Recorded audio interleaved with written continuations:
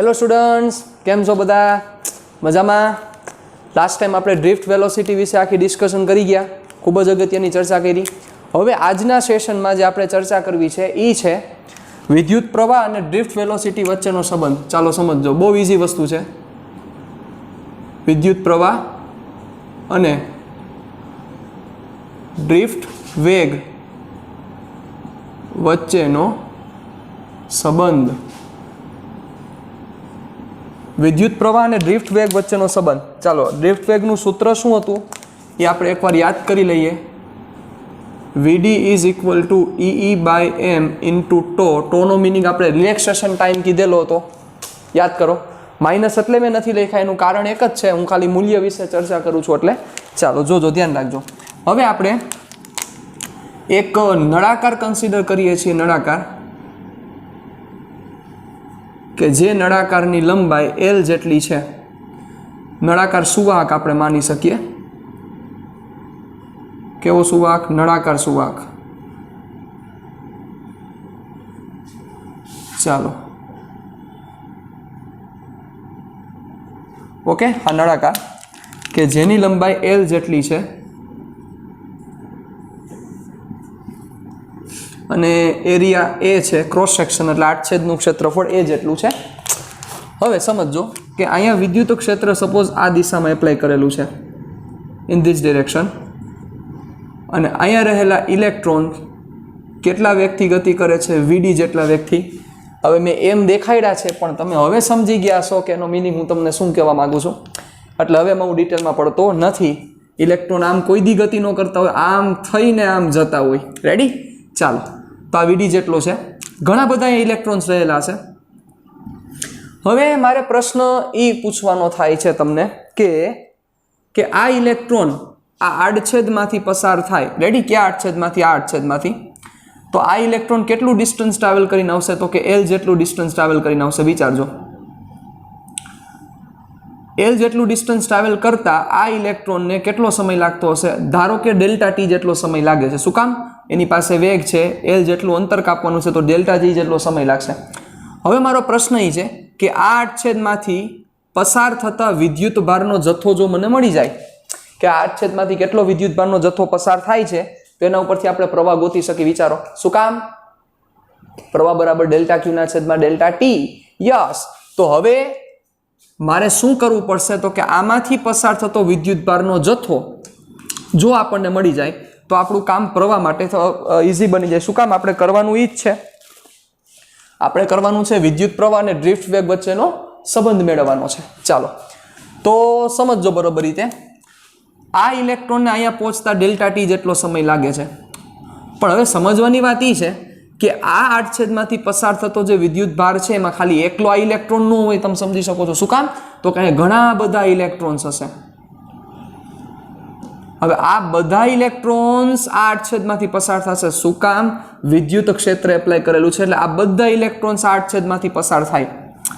હવે થોડુંક વિચારો તમે, આ જે છેડાનો ઇલેક્ટ્રોન છે એ ઇલેક્ટ્રોન જો ડેલ્ટા T જેટલા સમયમાં પસાર થઈ જતો હોય, તો અહીંયા રહેલા જેટલા પણ ઇલેક્ટ્રોન હશે એ બધા ઇલેક્ટ્રોન આ આડછેદમાંથી ડેલ્ટા T જેટલા સમયમાં પસાર થઈ જાય કે ન થઈ જાય? વિચારો જોઈએ, આંકજો, મગજ આંકજો, મગજ આંકજો, લોજિક આંકશો તો ઓર મજા આવશે, તો જમાવટ આવશે। શું કહેવા માંગુ છું કે અહીંયા રહેલો જે ઇલેક્ટ્રોન છે, જે છેડાનો ઇલેક્ટ્રોન છે, એ ઇલેક્ટ્રોન જો આ આડછેદમાંથી ડેલ્ટા T જેટલા સમયમાં પસાર થઈ જાય, તો આ બધા ઇલેક્ટ્રોન્સ છે એ ઓબ્વિયસ છે એ આ છે આમાંથી ડેલ્ટા T જેટલા સમયમાં પસાર થઈ જાય। શું કામ?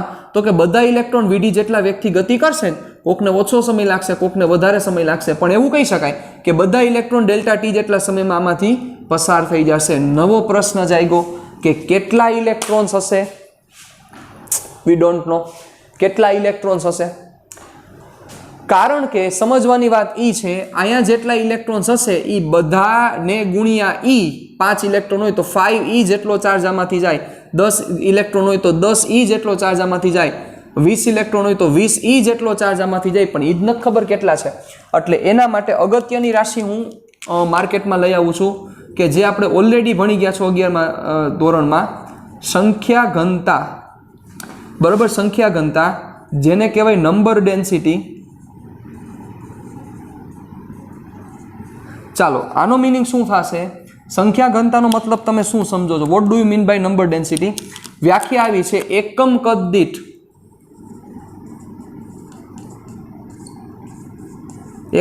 દીઠ રહેલા મુક્ત ઇલેક્ટ્રોનની સંખ્યાને, શું કામ અહીંયા મુક્ત ઇલેક્ટ્રોન એટલે બોલવું પડે? કારણ કે આપણે એની ચર્ચા કરી છે. એકમ કદ દીઠ રહેલા મુક્ત ઇલેક્ટ્રોનની સંખ્યાને n કહે છે. રેડી? એટલે આનો મિનિંગ શું થશે સમજો બરોબર રીતે. હમણાં પૂરું થઈ જશે કોન્સેપ્ટ આખો, વારે નહીં લાગે કાંઈ. ચાલો, એટલે n is equal to n by v. એકમ આનો અગત્યનો છે એટલે યાદ રાખવાનું છે. નંબર સંખ્યાને કોઈ એકમનો હોય, કદ એટલે મીટર ક્યુબ પર મીટર ક્યુબ, મીટરની -3. Ready? Small n is equal to capital n by v. ચાલો હવે મારે n જ ગોતવાના હતા. એટલે n કેટલા થશે? તો કે n is equal to n into v. v એટલે કદ, ક્ષેત્રફળ ગુણ્યા લંબાઈ, a ઇન્ટુ l. હવે સમજવા જેવી વાત છે. આ ઇલેક્ટ્રોનને અહીંથી પસાર થવા માટે લાગતો સમય કેટલો છે? ડેલ્ટા ટી સમય. એટલે ડેલ્ટા ટી સમયમાં ઇલેક્ટ્રોન l જેટલું અંતર કાપે. કેટલા સમયમાં? ડેલ્ટા ટી સમયમાં ઇલેક્ટ્રોન l જેટલું અંતર કાપે. તો હવે વિચારજો, જો લાઇટ થાય તો મને આ પાડજો. n a v d delta T હું આવું મેન્શન કરી શકું ઇઝીલી. શું કામ? લંબાઈ બરાબર વેગ ગુણ્યા સમય. સિમ્પલ છે. ચાલો vd ઇન્ટુ ડેલ્ટા ટી. ચાલો હવે તો શું થશે સમજો. ડેલ્ટા ટી સમયમાં આડછેદમાંથી પસાર થતો વિદ્યુત ભાર. ચાલો ડેલ્ટા ટી સમયમાં આડછેદમાંથી પસાર થતો વિદ્યુત ભાર, જેને હું ડેલ્ટા ક્યુ વડે મેન્શન કરું છું. Delta Q is equal to n ગુણ્યા e. સિમ્પલ. શું કામ n ગુણ્યા e? શું કારણ છે? ટોટલ n જેટલા ઇલેક્ટ્રોન પસાર થાય છે તો સિમ્પલ છે ને, n ગુણ્યા e કરવા પડે. ચાલો n ની કિંમત શું છે? n e a vd delta T. ચાલો આ એવો ડેલ્ટા ક્યુ. તો ડેલ્ટા ક્યુ ભાગ્યા ડેલ્ટા ટી એટલે મળી ગયો current n e a vd. એટલે ખૂબ જ અગત્યનું સૂત્ર તમારે યાદ રાખવાનું છે. I is equal two NEA VD. શું બોલાય? I is equal two NEA VD. બરોબર? અથવા અવની પણ બોલી શકાય, AVNE. બરોબર? અવની પણ બોલી શકાય. આ સૂત્રનું કામ ચોથા ચેપ્ટરમાં પણ લાગશે. એટલે એવું જરૂર ન સમજતા કે ખાલી આ સૂત્ર આ ચેપ્ટરમાં જ કામ લાગશે. બધા કનેક્શનમાં ચાલી રહ્યા છે. એટલે જરાય આમાં ગાફલાઈ ન કરતા. ચાલો I બરાબર NEAVD એટલે અવની, AVNE અવની. ચાલો હવે અહીંથી મારે જેમાં જવું હોય તો જેમાં પણ જઈ શકાય. I બાય A એટલે J is equal two NEVD. J is equal two NEVD. જેનું બીજું સૂત્ર કે જે ખૂબ અગત્યનું સૂત્ર, J is equal two NEVD. I બરાબર NEAVD, J is equal two NEVD. હવે અહીંયા E એટલે આવ્યો કારણ કે ઇલેક્ટ્રોન મોશનમાં છે. જો કોઈ વિદ્યુતભાર ગતિમાન હોય, જો કોઈ Q જેટલો વિદ્યુતભાર ગતિમાન હોય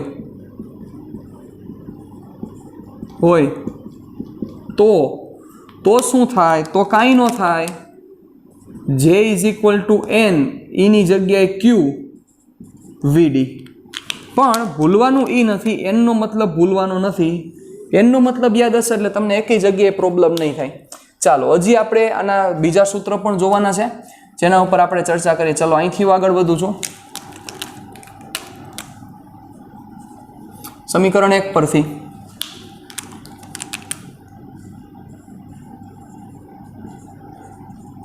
ચલો જેટલાને ફોર્મ્યુલા યાદ હશે એના ઉપર વર્કિંગ થશે. જોઈએ કેટલાને યાદ છે. J is equal to formula to sigma E જાય છે. જો યાદ હોય તો J is equal to sigma E formula to NE VD ની જગ્યાએ EE by M into tau લખી જ શકું, મને કોઈ ના ન પાડી શકે. બરાબર? Sigma E is equal to NE બ્રેકેટમાં EE by M into tau. VD ની કિંમત મેં મૂકી છે. ચાલો શું થશે E is cancel out therefore sigma is equal to any square tau by m any square tau by m શું થશે formula any square tau by m ખૂબ જ અગત્યનું ફોર્મ્યુલા છે ચાલો અને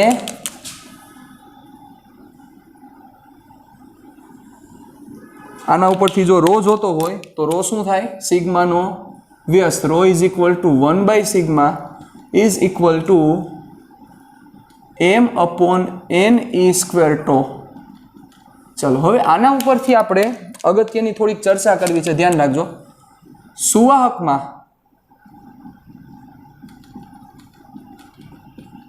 યસ તાપમાનની અસર શું થશે હા હવે આપણે ચર્ચા કરતા હતા યાદ કરો કે અવરોધ તાપમાન ઉપર આધારિત છે મેં તમને કીધું હતું તાપમાન ઉપર એની ડિપેન્ડન્સી છે તો સુવાહકમાં તાપમાન ઉપર આધારિત શું છે શું આધાર રાખે છે તો વિચારો સમજો બરોબર રીતે સુવાહક માટે હું ચર્ચા કરું જો તાપમાન વધે તો એમમાં તો કાંઈ ફેરફાર નથી થવાનો ઇલેક્ટ્રોન ઈની કિંમતમાં કાંઈ ફેરફાર નથી થવાનો જે ડિસ્કશન છે એ એન અને ટોમાં છે ખાલી કેમાં છે એન અને ટોમાં ખાસ વસ્તુ મગજમાં રાખજો એન અને ટોમાં એન એટલે શું થાય એકમ કદ દીઠ રહેલા મુક્ત ઇલેક્ટ્રોનની સંખ્યા હવે વિચારો શું તાપમાન વધશે સુવાહકમાં જો તાપમાન વધે તો શું મુક્ત ઇલેક્ટ્રોનની સંખ્યા વધશે સુવાહકમાં એવું પોસિબલ છે વિચારો જોઈએ એના માટે એક એક્ઝામ્પલ લઈ લો તમે ધારો કે સોડિયમ છે તો સોડિયમની બાહ્યતમ કક્ષામાં એક ઇલેક્ટ્રોન છે કે જે ઇલેક્ટ્રોન તો એને ઓલરેડી મુક્ત કરી દીધેલો છે હવે વિચારો શું તાપમાન વધારો તો શું સોડિયમ હવે એની બાહ્યતમ કક્ષા કે જે બીજી કક્ષા હવે કહેવાય એ આખી પૂરી થઈ ગઈ છે તો શું એમાંથી ઇલેક્ટ્રોન બહાર કાઢશે કોઈ દી નો કાઢે યસ એનો મતલબ કે તાપમાન વધારતા સુવાહકમાં n ની કિંમત અચળ રહે છે n બરાબર અચળ હવે મગજ આંકો n અચળ રહે એનો મતલબ કે મુક્ત ઇલેક્ટ્રોનની સંખ્યામાં કંઈ ફેરફાર થતો નથી તો હવે બચ્ચાઓ વિચારો તમે જે તાપમાન વધારશો તો જે એનર્જી જાશે એ એનર્જી જાય કોને વિચારો જોઈએ એ એનર્જી કોને મળશે તો કે એ એનર્જી મળે ધન આયનો કે જે ધન આયનો શું કરશે ધીમે ધીમે દોલન કરતા હોય એની જગ્યાએ એના દોલન શું થઈ જશે તો કે વધી જશે અને દોલન વધવાને લીધે શું થાય વિચારો દોલન એના વધી જવાને લીધે વસ્તુ શું બને છે કે દોલન વધવાને કારણે એટલે કે દોલન જે એના કંપ વિસ્તાર જે નાનો હતો પહેલા ધીરે ધીરે એના વધવાને કારણે અથડામણનું પ્રમાણ શું થાય છે વધી જાય છે સિમ્પલ છે કોઈ એક રૂમમાં બે જણા શાંતિથી બેઠા હોય ને એમાંથી તમારે વચ્ચેથી જવું હોય અને જગ્યાએ એ બે જણા ગાંડાને જેમાં વાટા મારતા ને એમાંથી વચ્ચે જવું હોય તો મોટો ફેર પડે એ જ આ વસ્તુ કહેવા માંગે છે તો શું થાય કે ટેમ્પરેચર વધવાને લીધે n અચળ રહે છે પરંતુ દોલનો નો કંપ વિસ્તાર વધે છે અને તેના કારણોસર શું થાય છે અથડામણ વધે છે અથડામણ વધે એનો મિનિંગ ટો ઘટે અને બચ્ચાઓ ટો ઘટે આનો મતલબ શું થાય તો કે રો વધે સમજો રો વધે એનો મતલબ કે અવરોધકતા વધે એટલે સુવાહક માટે જેમ તાપમાન વધશે સુવાહકમાં જેમ તાપમાન સુવાહકમાં વધે એમ એની અવરોધકતા વધે છે સાહેબ એટલે સુવાહકમાં જેમ તાપમાન ઇન્ક્રીઝ થાય એમ એની અવરોધકતા વધે આ સમજવા જેવી વાત છે અને વાહકતા શું થાય તો કે ઘટે અવરોધકતા વધે એટલે વાહકતા ઘટે મતલબ વિચારો કે તાપમાન વધે એટલે અવરોધકતા વધે અવરોધકતા ત્યારે જ વધે જો દ્રવ્ય બદલે મતલબ આ એવું કહેવા માંગે છે કે તાપમાન વધશે એટલે એ જ દ્રવ્યની જાત થોડીક બદલશે એના કારણોસર અવરોધકતા બદલશે વિચારો સાહેબ કારણ કે અવરોધકતાની ડિપેન્ડન્સી ટાઈપ ઓફ મેટર ઉપર છે સાહેબ જો મેટર બદલે નહીં તો અવરોધકતા બદલે નહીં પણ અહીંયા તો દેખાય છે અવરોધકતા બદલે છે અવરોધકતા વધે છે એનો મતલબ કે કોઈ પદાર્થ કે જે સપોઝ લોખંડ છે એ લોખંડનું તમે ટેમ્પરેચર ઇન્ક્રીઝ કરો તો એ લોખંડ જે દ્રવ્ય છે એ દ્રવ્ય બદલે છે એના કારણોસર એની અવરોધકતા ચેન્જ થાય છે. આ સુવાહકમાં જોવા મળે છે કે જે બહુ મોટો ડ્રોબેક છે સુવાહકનો. ડ્રોબેકનો મતલબ શું થાય? જેમ ટેમ્પરેચર ઇન્ક્રીઝ થાય તો બચાવ અવરોધકતા વધે છે. અવરોધકતા વધેનો મતલબ અવરોધ વધે. અવરોધ વધેનો મતલબ કરંટ શું જાય તો કે ડાઉન જાય. આ સુવાહકમાં જોવા મળે છે. વસ્તુ ખાસ મગજમાં ક્લિયર કરીને રાખજો. એટલે અવરોધકતા વધે એનો મતલબ કે રેઝિસ્ટન્સ વધે, એનો મતલબ કે કરંટ ઘટે સુવાહકમાં. ચાલો હવે અવાહકની તો ચર્ચા કરે નહીં કારણ કે એમાં મુક્ત ઇલેક્ટ્રોન કે કાંઈ હોય નહીં, પણ વાત કરો સેમિકન્ડક્ટર્સ માટે.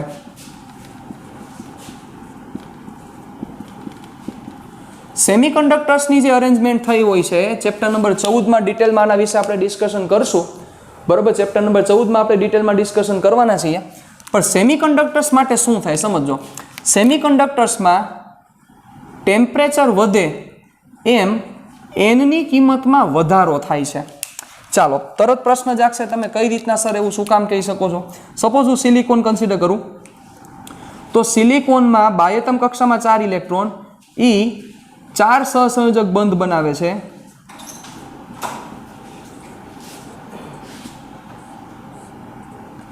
ઓકે, અહીંયા પાછો સિલિકોનસ, અહીંયા સિલિકોનસ, અહીંયા સિલિકોન, અહીંયા સિલિકોન, સમચતુષ્ફલકીય રચના બને, sp થી સંકરણ બને.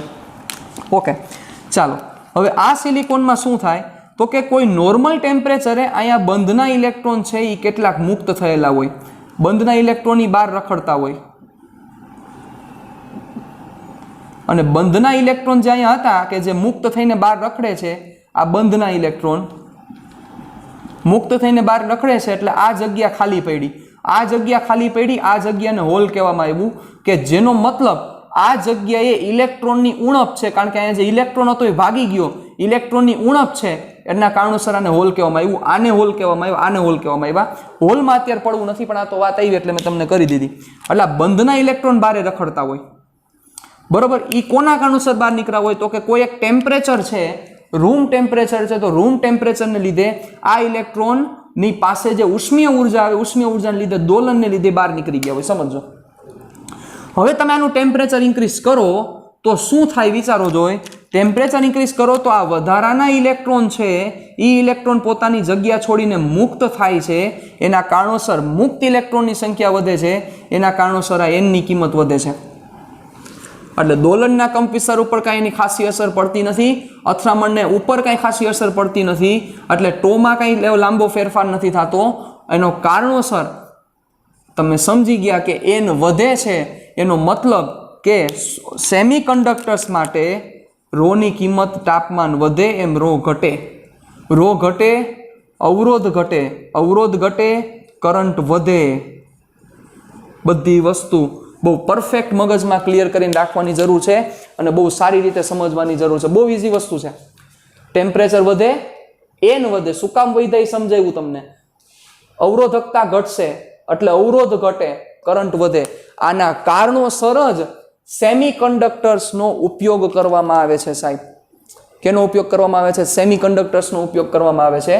કેના માટે? સેમિકન્ડક્ટર્સનો પ્લસ પોઈન્ટ જ છે ટેમ્પરેચર વધે એમ કરંટમાં એ વધારો આપે છે.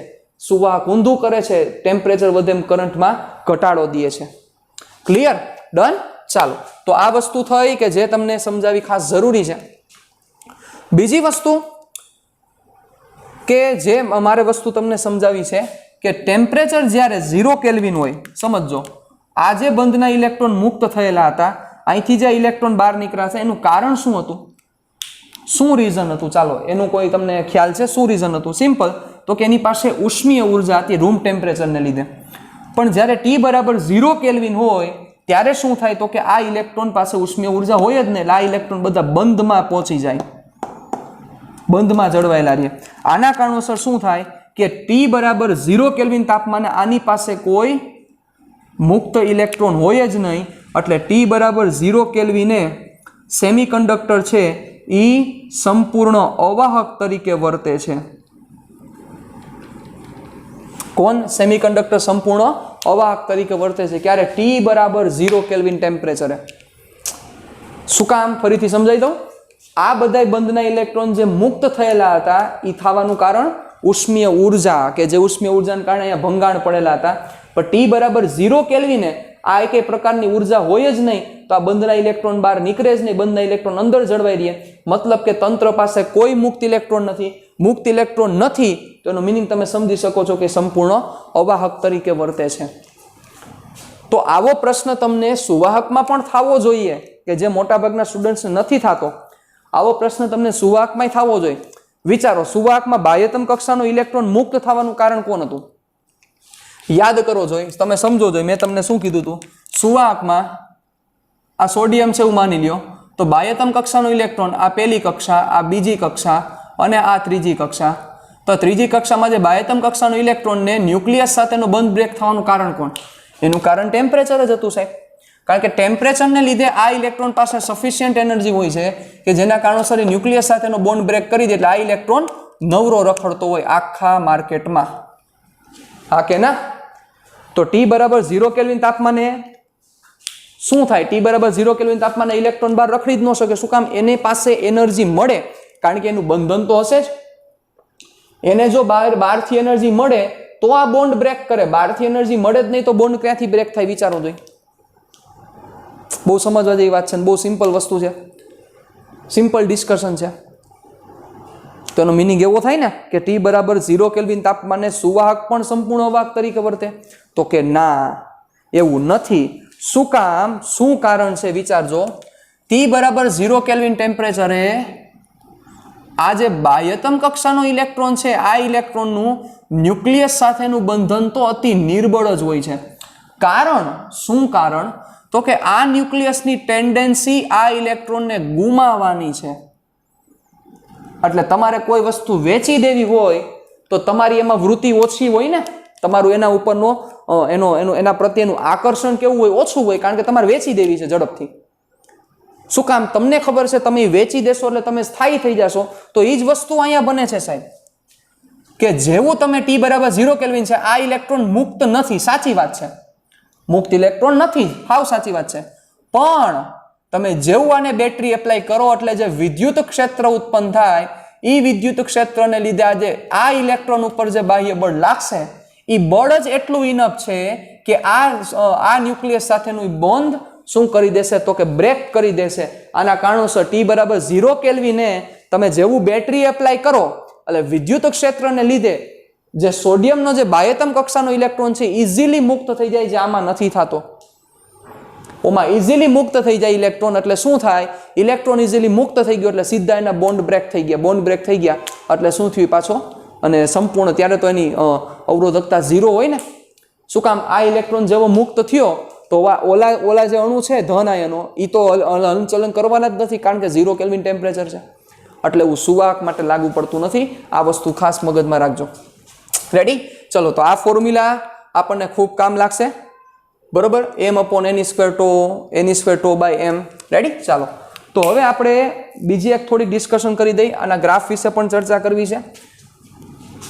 ચાલો, તો આ સ્ક્રીનશોટ લઈ લેવાની તમારે ખબર પડી જવી જોઈએ.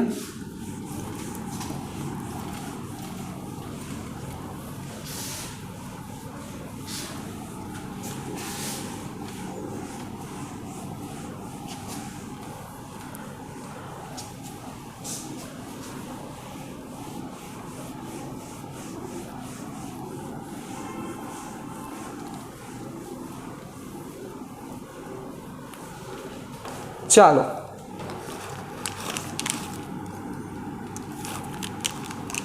હવે આપણે જે ગ્રાફની હું તમને કહેતો તો એ ડિસ્કશન કરવી છે. તમે હવે ઓલા ગ્રાફ જો તમને કદાચ યાદ હોય, મને યાદ છે કારણ કે મેં તમને કીધું હતું, તમે હવે હોમવર્કમાં કરી શકશો. કયા ગ્રાફની ચર્ચા કરું છું? I વર્સિસ V નો ગ્રાફ, ઓહમનો નિયમ. યાદ કરો, એ ઓહમના નિયમમાં T1 ને T2 મેં જુદા જુદા આપેલા હતા અને મેં કીધું હતું T1 ને T2 વચ્ચેનો રિલેશન શું થશે એ તમે ગોતી શકશો. એ હવે તમે ગોતી શકશો. આના ઉપરથી તમે સમજી શકો શું થાય. રેડી? ચાલો, હવે જુદા જુદા દ્રવ્યોની અવરોધકતા એના વિશે આપણે ચર્ચા કરી લઈએ.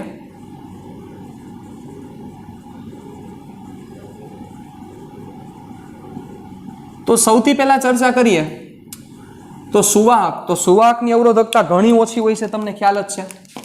સુવાહક હોય, સુવાહકની અવરોધકતા ઘણી ઓછી હોય છે. 10⁻6 થી લઈને 10⁻8 ઓમ ઇન્ટુ મીટરના ક્રમની જોવા મળે છે. કેટલી જોવા મળે છે? 10⁻6 થી લઈને 10⁻8. આટલી એની અવરોધકતા ઓછી હોય સુવાહકમાં. પણ એની જ જગ્યાએ તમે અવાહક વિચારો તો અવાહકની અવરોધકતા ખૂબ વધારે હોય છે. અવાહકની અવરોધકતા આના કરતાં 10⁸ ગણી જોવા મળે. કોના કરતાં? સુવાહક કરતાં 10⁸ ગણી જોવા મળે છે. અને આ બંનેની વચ્ચે કોણ આવે? તમે સમજી ગયા, સેમિકન્ડક્ટર્સ. તો સેમિકન્ડક્ટર્સની જે અવાહકતા છે એ આ બંનેની વચ્ચેના ક્રમની જોવા મળે છે. રેડી? ચાલો, આ જુદા જુદા દ્રવ્યોની અવરોધકતા થઈ. હવે આના ઉપરથી ગ્રાફ ડ્રો કરવામાં આવ્યા રો વર્સિસ ટીના. રો વર્સિસ ટી એટલે કે અવરોધકતા વિરુદ્ધ ટેમ્પરેચર, સમય નથી. જોજો, અવરોધકતા વિરુદ્ધ ટેમ્પરેચરનો ગ્રાફ ડ્રો કરવામાં આવ્યો. તો આ ગ્રાફ સુવાહક માટે શું મળશે? વિચારો જોઈ, કેવો મળે સુવાહક માટે? તો કે તમને ખબર છે ટેમ્પરેચર વધતું જશે એમ અવરોધકતા શું થતી જાય છે? તો કે વધતી જાય છે. તો આ ગ્રાફ કાંઈક આવો જોવા મળે છે. આ રીતનો ગ્રાફ જોવા મળે છે. કેના માટે? તો કે સુવાહક માટે. આ સુવાહક માટેનો ગ્રાફ છે. પછી તો કે જો અવાહક માટે ચર્ચા કરવામાં આવે, સોરી, અવાહકની તો ચર્ચા કરાય જ નહીં, સેમિકન્ડક્ટર્સ માટે ચર્ચા કરવામાં આવે તો સેમિકન્ડક્ટર્સ માટે આ જે ગ્રાફ જોવા મળે છે, આ ગ્રાફ રો વર્સિસ ટી નો જે ગ્રાફ તમને જોવા મળે છે એ ગ્રાફ કાંઈક આવો જોવા મળે છે. શું કામ જોવા મળે છે? સમય ટેમ્પરેચર વધારવામાં આવે એમ અવરોધકતા ઘટતી જાય છે. અને બીજું, 0 કેલ્વિન તાપમાને સેમિકન્ડક્ટર T=0 કેલ્વિને સેમિકન્ડક્ટર અવાહક તરીકે વર્તે છે. અને અવાહક હોય તો એની અવરોધકતા કેવો અવાહક? તો કે સંપૂર્ણ અવાહક. અને અવાહક હોય તો એની અવરોધકતા સૌથી વધારે હોય. સિમ્પલ છે, ઇન્ફિનિટી હોય. પણ કેટલીક મિશ્ર ધાતુ છે કે જે મિશ્ર ધાતુનું ટેમ્પરેચર ઉપરનું ડિપેન્ડન્સી બહુ ઓછી જોવા મળે છે. જેમ કે નાઇક્રોમ હું કહું તો નાઇક્રોમ માટે તમે તમારી ટેક્સ્ટ બુકમાં પણ જોજો ગ્રાફની એટલી ઇમ્પોર્ટન્સ નથી, પણ તમને એમાં સમજાશે કે એની અવરોધકતા કેટલી ઓછી છે. સાથે તમને એમાં કોષ્ટક પણ મળેલા છે. કોષ્ટકમાં પણ તમને આખી વસ્તુ રિપ્રેઝન્ટ કરેલી છે.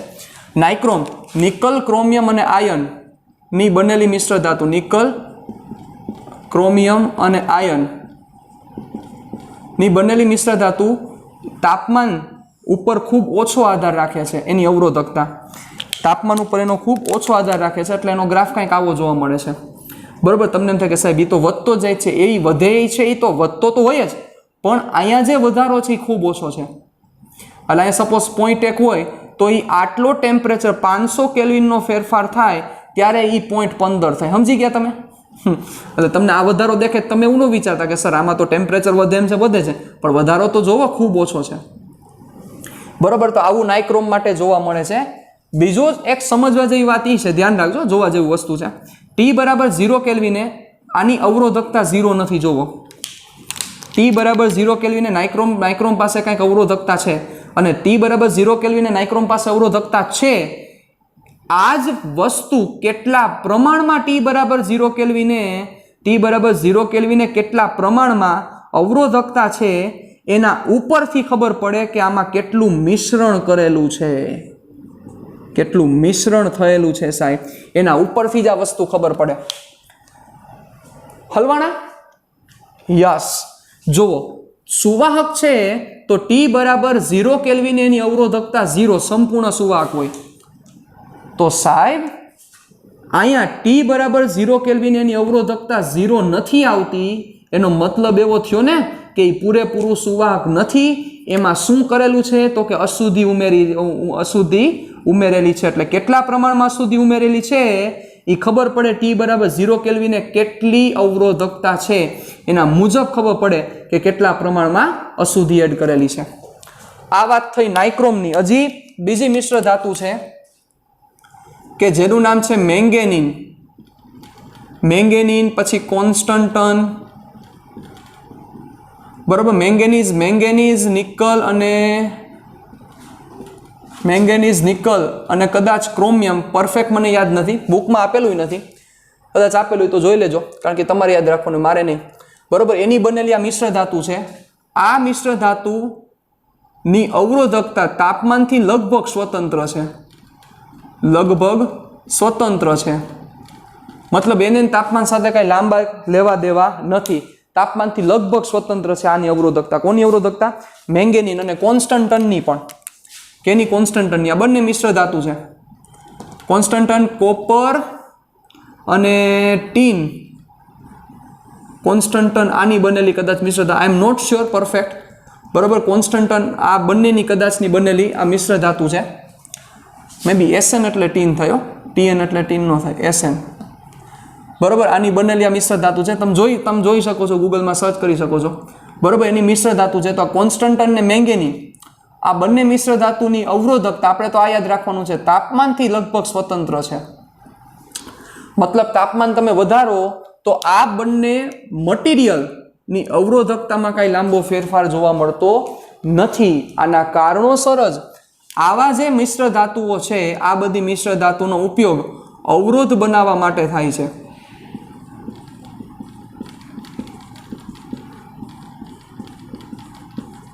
કેના માટે? અવરોધ બનાવવા માટે વપરાય છે. ચાલો, શું થાય અવરોધ બનાવવાનો મતલબ? તમને કદાચ નહીં ખ્યાલ હોય અવરોધ શું કરે. કોઈ એમ પ્રશ્ન પૂછે કે સર્કિટમાં અવરોધનું કામ શું છે, તો અવરોધનું કામ એવું થાય, સર્કિટમાં અવરોધ પ્રવાહનું નિયમન કરે છે. શું કરે છે? પ્રવાહનું નિયમન, એટલે કે પ્રવાહ મેન્ટેન કરે છે. અવરોધ વધારે હોય તો પ્રવાહ ઓછો થાય, એટલે પ્રવાહ કેવડો, એટલે કે ઇલેક્ટ્રોનનો ફ્લો કેવડો થશે, ડિપેન્ડ કરશે કે અવરોધ તમારે કેવડો રાખવાનો થશે, બરોબર. એટલે અવરોધ શું કરે છે? પ્રવાહનું નિયમન. તો અવરોધની અગત્યતા શું? તો કે કેટલીક સર્કિટમાં તમારી પાસે બેટરી બહુ મોટી હોય અને કરંટ બહુ ઓછો જોતો હોય, તો એમાં તમારે એડિશનલ રેઝિસ્ટન્સ એડ કરવો પડે. નકર શું થાય? બેટરી મોટી હોય અને રેઝિસ્ટન્સ ડાઉન હોય તો કરંટ બહુ મોટો મળે. વિચારો, બેટરી મોટી એટલે કે એનો પીડી વધારે હોય તો કરંટ તમને બહુ વધારે મળે. તો એ કરંટ મેન્ટેન કરવા માટે પછી પ્રયોગશાળામાં જે બધા વર્કિંગ કરવા માટે એમાં તમારે સ્પેશિયલ આ રેઝિસ્ટન્સ એડ કરવા પડે. હવે રેઝિસ્ટન્સ એડ કરવા પડે, આનો મતલબ શું થયો? થોડુંક જે સમજવા જેવી વાત છે હું તમને કહું કે એ રેઝિસ્ટન્સ તમે એડ કરો તો એ રેઝિસ્ટન્સ એડ કરવાને લીધે પ્રવાહ ઘટશે. પણ એ તમને ખબર છે કે કોઈ પણ સર્કિટ કે જે સર્કિટ કોઈ પણ પરિપથ કે જે પરિપથમાંથી પ્રવાહ પસાર થતો હોય તો એના લીધે એ હીટિંગ આપે, કે જે આપણો ખૂબ જ ઇમ્પોર્ટન્ટ ટોપિક છે, જેના વિશે આપણે ચર્ચા કરવાના છીએ. ગરમ થાય, તમને ખ્યાલ છે.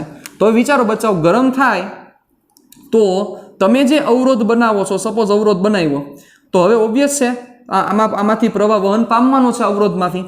હવે આમાંથી પ્રવાહ વહન પામશે તો ઓબ્વિયસ છે આ પણ ગરમ થશે, આનું ટેમ્પરેચર પણ વધશે.